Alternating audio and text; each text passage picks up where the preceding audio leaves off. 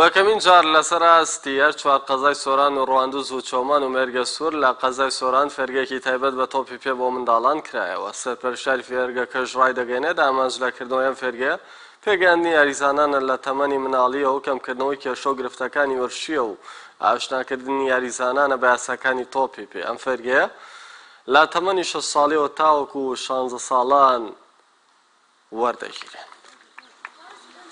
ئێمە ئەوڕۆ لە مەراسمەیە ئیفتتاحمان کرد بەکردنەوەی فێرگەکەمانە دەڤەری سۆران دەوروبەری.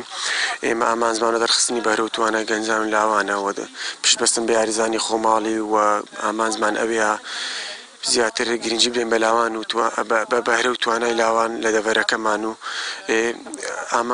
تەڵەبەشمان تقریبەن تاکو ئێستا 56 تەڵەبەمان هەیە، یعنی بە ماوەی کەمتر لە مانگێک زیاتر بەسەر ئازدا بەشکرا لە 6 ساڵی تاکو 16 ساڵیە، لە 6 ساڵی تاکو 9 ساڵ، لە 9 ساڵی تاکو 12 تاکو 16.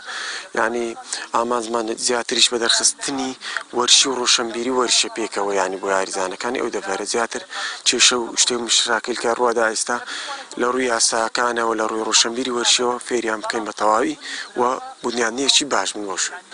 هەفتەی 3 ڕۆژ هەر سێک ئاستەکان پێکەوە مامۆستاکان دابەشەکەن سەر ئاستەکان و ڕاهێنانەکان 2 سەعاتە سەعات و نیوەک.